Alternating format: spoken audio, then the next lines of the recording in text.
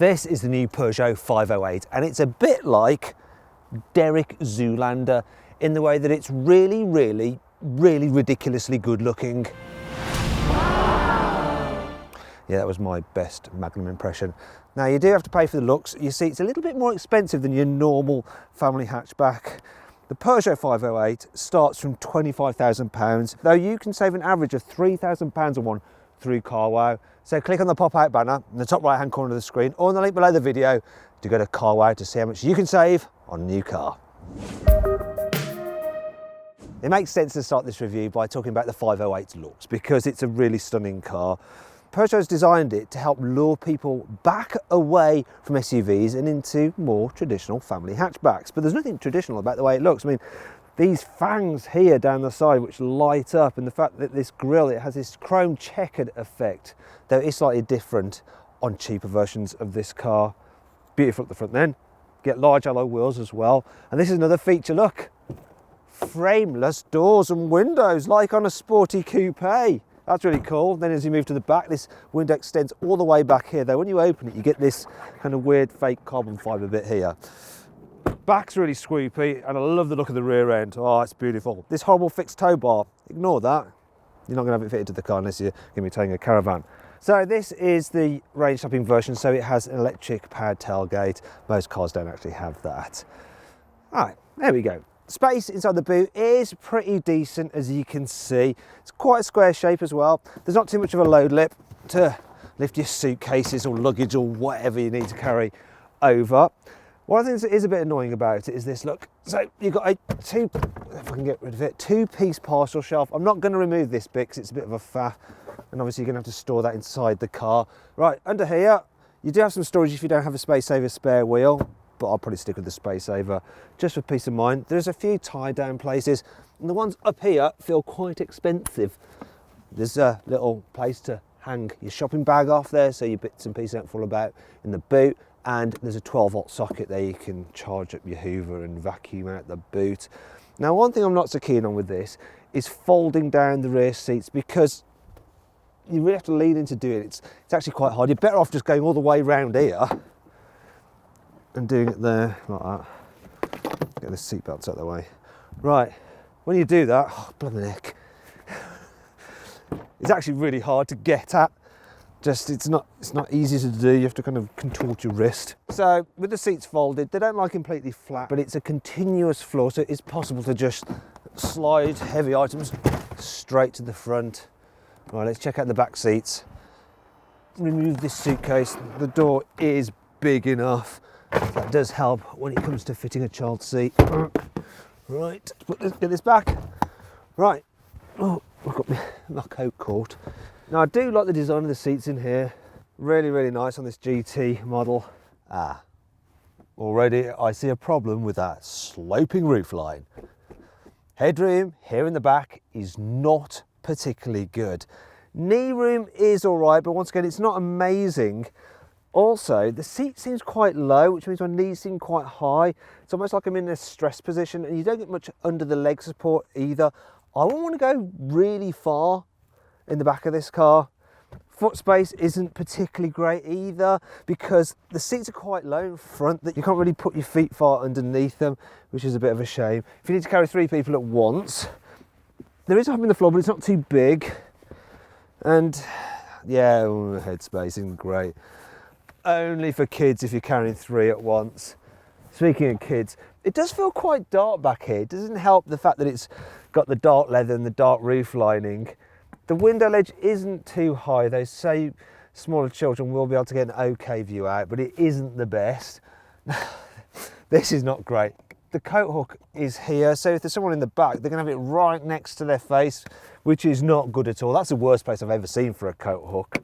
You do have these little lights there like that, and they're kind of in the right position, but they're also a bit close to your eye, so it's very distracting. Now I want to show you this. Look, so we've got the armrest here, you can fold it down. Got some cup holders there. The good news is there's space here for you to rest your elbow, so it all works out all right. Now these seats split 2-way, but if you want to carry longer items, you've got some through loading there, but it's not particularly big. You're only going to really be able to carry skis. In terms of other areas of practicality, the door bins, they're not the largest here in the back. just about enough room for a bottle. And the seat back nets, they're tiny as well. You're not going to be able to fit much in those. You've got 2 USBs down here, so two people in the back can charge their mobile devices. Okay, so let's move into the front. What I like about this car is that it's just as stylish on the inside as it is on the outside. So take a look at that dash. I think it's really, really stylish. Peugeot have been brave with it and it's paid off. This kind of two-step design is quite unique. They've got a carbon fibre stitch effect here, but it doesn't look tacky. It's nice and soft as well. And up here, and you've got the stitching along there. It's nice and soft here. You've got quality feeling materials throughout until you go a bit lower down. I don't know what it is with Peugeot, but when they do cheap plastics, boy do they feel cheap, especially down here by the door bins. But the rest of it is nice, and you've got this sweeping panel here which separates you from the passenger. It feels super sporty. You've got this lovely small steering wheel. The instruments are actually above it, so rather than looking through the steering wheel, you have to peer above the wheel. Now, that is fine in Peugeot's SUVs where you sit more upright, but in this one you want to sit low.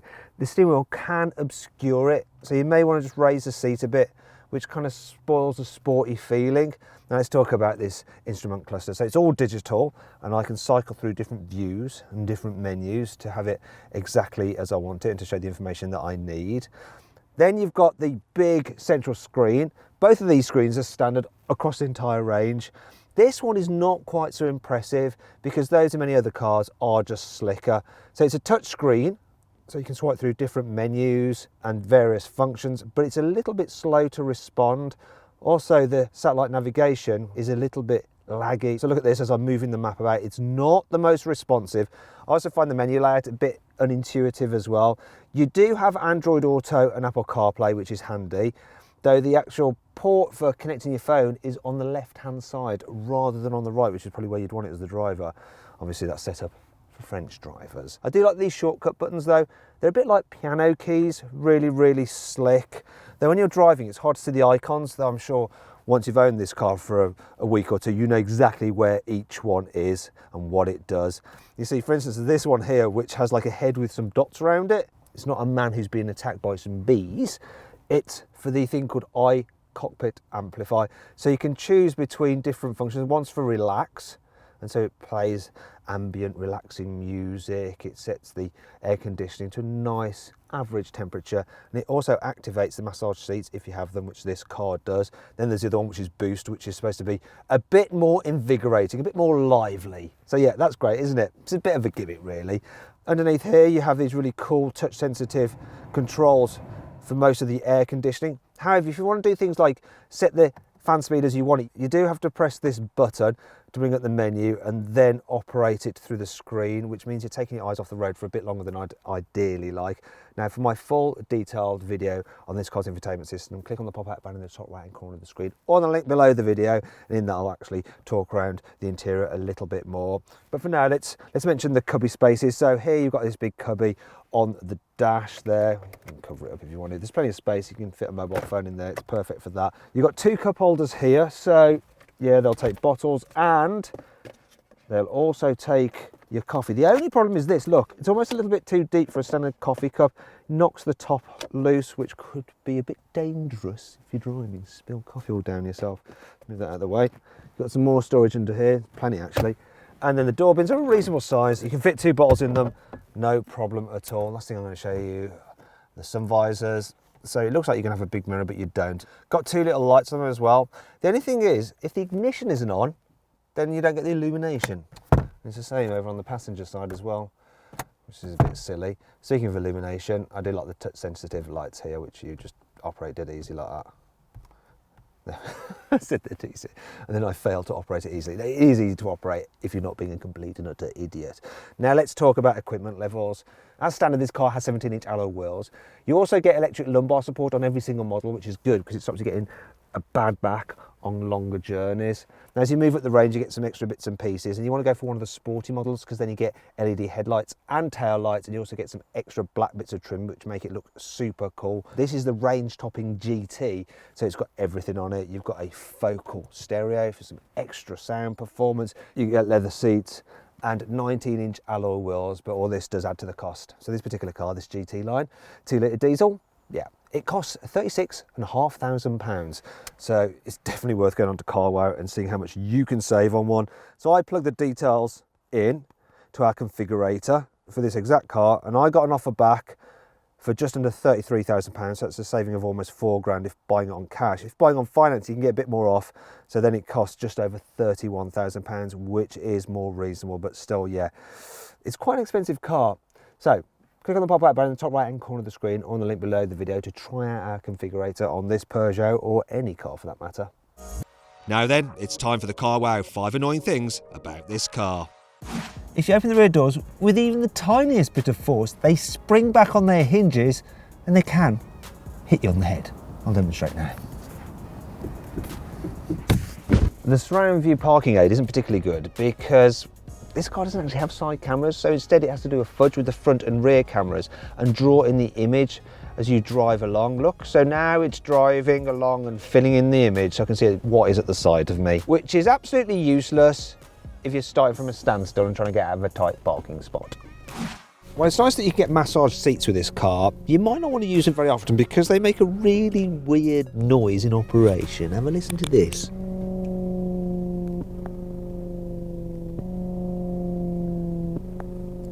That has to be the loudest massage seat I've ever heard in any car.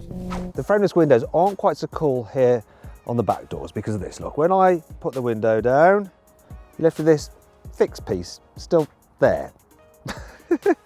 And look at this as well. The back windows, despite this separate section, don't go all the way down. To get at the ISOFIX anchor points, you have to lower these zips. And they're so fiddly and stiff. Ugh. Yeah, the ISOFIX point's in there. This one though, it's I think it's stuck. I ain't gonna pull it because it definitely will break. It's not all negative though. Here's 5 good things about this car. The rear lights do this little dance when you unlock the car to welcome your arrival. You can get this car with a night vision system. Night vision, yeah, seeing in the dark. While entry-level cars get a slatted grille, high specification GT models get this chrome checkered flag effect. Cool. The lane keeping assist can be configured to keep you on one side of the lane to leave space for motorcyclists to filter past you. Take a look at this down here. You have ISOFIX anchor points for the front passenger seat. Very good. When you first get in the Peugeot 508 and start to drive it, it does have a real sporty feeling, even though it is a normal family hatchback. You sit quite low and you've got this steeply raked windscreen, but the viewport is actually quite good. You can tell where the front corners of the car are. What's not so good though is this huge pillar there. I mean, look at that. That is quite a blind spot, which you end up having to look round. The out the back isn't great either. You've got a tiny rear window, and the rear pillars, they're really fat, so that's awkward when you're pulling out of junctions and trying to filter and stuff like that. Now, most versions of the 508 come with an automatic gearbox as standard, which is good because the manual you get on the entry-level car really isn't very nice. So this auto, it blends gears together well. It's responsive enough. You can change gears yourself using these paddles, but there seems to be like a second delay from when you press the paddle to when it changes gear. So best to just let it do its own thing. In terms of comfort, generally it's very good. This particular car that I'm driving, the GT, has adaptive suspension. It comes as standard, and you can get adaptive on the other versions. And generally, over bumps, it's really nice, though you do still feel the car fidget around a little bit as you go over imperfections in the road. Also, classic trait of Peugeots is when you hit a big pothole or something, you get this massive thump from the suspension as the wheel hits it, and the sound reverberates around the cabin, and that's something you don't actually get in that many cars. It's quite an annoying trait, but it doesn't happen too often, and generally this is a comfy car. If you're going to be doing lots of motorway miles, get one of the 2-litre diesels. This one is the 180 horsepower version. It's got plenty of punch when you put your foot down. It does start to rattle a bit when you rev it, but generally it's pretty relaxing to drive. As for economy, I'm doing almost 41 miles per gallon, which is all right. You can get a slightly lower power version with 160 horsepower, and actually that's good enough. There is a 1.5 litre diesel, but avoid it because it's just too slow. If you're not doing many miles, get one of the petrols, one of the 1.6 litre turbo petrols. You can even get one with 225 horsepower, but it never feels super duper quick. not kind of hot hatch quick, it's just nippy. When you're cruising on the motorway, it's a reasonably quiet car. You do notice a little bit of tyre and road noise, but that's about it. But what about when you get on a twisty road? Well, I'm going to put this car into sports mode. What that does is add some weight to the steering, sharpens the throttle response, makes the gearbox change a little bit quicker, and in this car, because it's got the adaptive suspension, it makes the suspension firmer. So you do notice the bumps a bit more, but it does stop the car leaning so much through the corners. And the first thing you do notice with this car is that you've got this small steering wheel. So, did you notice that? That's the suspension noise when you go over a bump. Anyway, back to the steering. Because it's a small steering wheel, it makes the steering feel really sharp and sporty. However, if you go too quickly into a corner, this does start to run wide as the front tyres start to lose a little bit of grip. To be fair, it holds on well enough through the bends. I guess the problem I have with it is that it doesn't feel quite as sporty as it looks. That probably won't matter, but yeah, it's kind of like it's leading you on a touch. Generally though, it's still a nice car to drive.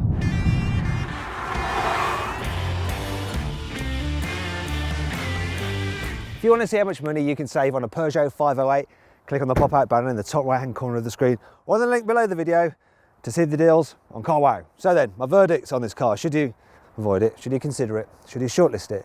Or should you just go right ahead and buy it? Well, I reckon you should shortlist the 508. It's a good family hatchback and it looks gorgeous.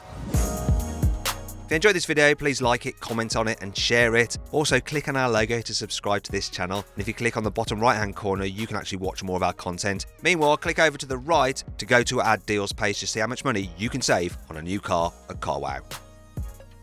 Now, did you spot the Easter egg in this video? It was a picture of a Peugeot salt and pepper grinder on my phone in the car's cubby.